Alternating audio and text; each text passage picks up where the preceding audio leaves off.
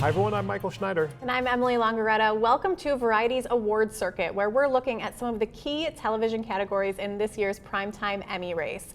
This time out, we are looking at the performers in the limited series, anthology, and the TV movie field. That's a lot of people. That's a lot of contenders. And by the way, this is where everything is this year. They're just throwing everything in. The limited series category, even shows that probably should have been comedy or drama, they're here now. Yep. So this is a stacked category. But let's start off with actress. So from George and Tammy, we've got Jessica Chastain playing Tammy Wynette. We've got Beef with Ali Wong. The English starring Emily Blunt. Love and Death had Elizabeth Olsen. Daisy Jones and the Six with Riley Keough. Tiny Beautiful Things with Kathryn Hahn. And Dead Ringers star Rachel Weisz. Those are some of the front runners. Now, Amanda Seyfried dominated this category last year. Obviously, that was last year, so not eligible this year. But Jessica Chastain has already won the SAG for George and Tammy, so she's sort of a little bit of a front runner. And people love her. I mean, the same year she won the SAG, she also won the Oscar. People love her, voters love her, and George and Tammy seems like it aired 12 years ago, but people are talking about it again. They're doing a big push for it. I think that could be a real contender. Yeah, I think people love a lot of these folks. Elizabeth Olsen, of course, is so fantastic and is constantly reinventing herself. And it's nice to see her not playing a superhero for a change, but still having a lot of fun when she's not murdering people in Love and Death. I'm very attractive to you. Oh. Would you be interested in having an affair? And speaking of not playing a superhero for a change, I think Kathryn Hahn, it was a nice break from Agatha to come over to Tiny Beautiful Things and do this adaptation that was so beautiful and really showing a different side of her. None of this is my fault. None of it. None of this is your fault. Beverly loved having me there.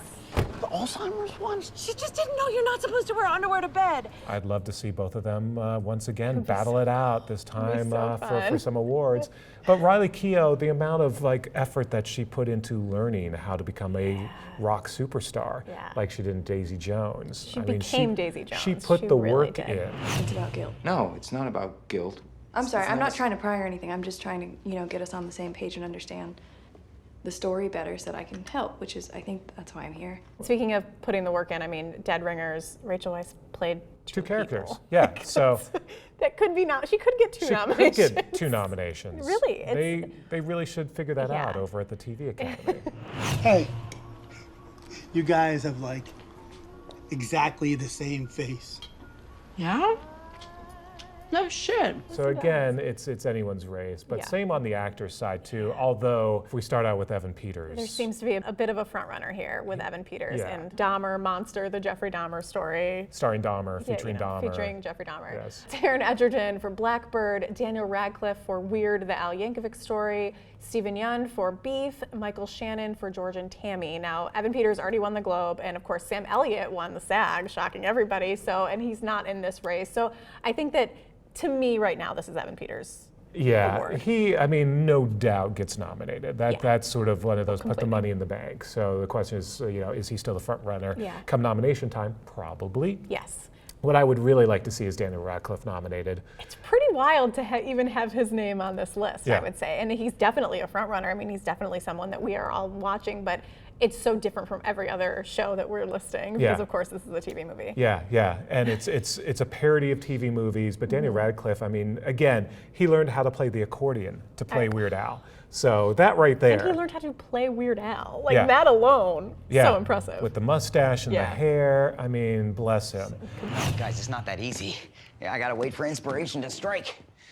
And I'm pretty sure that well dried up a long time ago. Stephen Yeun doing something very different from his Walking Dead days. I guess a little more in his Minari world, but nonetheless, real revelation in Beef. And then we talked about just the Jessica Chastain of it all with George and Tammy. Well, Michael Shannon, also as George Jones, really again just embodied that character. Completely. It's not an easy race by any means, but there are a lot of talent in there. And speaking of talent, the supporting actress. Now, this is another one where we're already seeing in early days Niecy Nash-Betts dominating the awards for Dahmer Monster, the Jeffrey Dahmer story, starring Dahmer, featuring Dahmer. Claire Danes, who's an old awards favorite for all of her shows over the years, now for Fleischman in Trouble. Now, speaking of awards, catnip, Olivia Colman, who I think just has it in her writer that she gets an award whenever she stars in anything. No matter what the project is. Or at least gets nominated for Great Expectations, is pretty much a front runner for nomination for that. The man I loved the man I was to marry, failed to appear. And then you've got Cherry Jones for 5 Days at Memorial. Lily Rabe for Love and Death, playing the pivotal character of something bad happens to her, I should say. And then other favorites, Tiny Beautiful Things star Merritt Weaver, White House Plumbers Lena Headey. These are folks who are just perennials, who are out there, who are constantly nominated, who are constantly winning things because they just do the work. Yeah, these are good actors who, like you said, put in the work. And of course, Jennifer Coolidge won the Globe in this, but that's different now. She's graduated to the changed the it lead up. category. I think it's safe to say Niecy Nash-Betts, like you said, is the front runner. She has been everywhere. She has been really promoting this and really showing the positive side of part of this awful story. Yeah. So I think that is one of the reasons that people are really interested. Yeah, and I think people just love the arc of her career. Completely. I mean, she was hosting, cleanup shows on cable TV in addition to starring in Claws and doing so much and leading up to this moment now of her career. So it's pretty fantastic to see her. What's the emergency?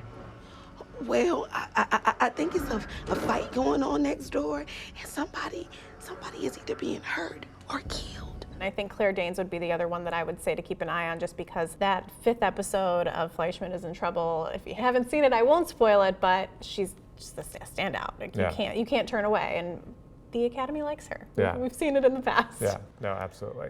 All right, so finally to the supporting actor category as well. Yeah, in the supporting actor category, we have frontrunners Paul Walter Hauser for Blackbird, Richard Jenkins for Dahmer, Monster, the Jeffrey Dahmer story. Monster, Dahmer, Monster. Dahmer. Domhnall Gleeson for The Patient, the late Ray Liotta for Blackbird, Murray Bartlett for Welcome to Chippendales, and Jesse Plemons for Love and Death. Now, Paul Walter Hauser won the Globe. He's kind of been on a roll here. He is sort of the surprise front runner. Yeah, he sort of came on strong with this, and he's continuing to be a favorite now. Yeah, I mean, we love him in Cobra Kai.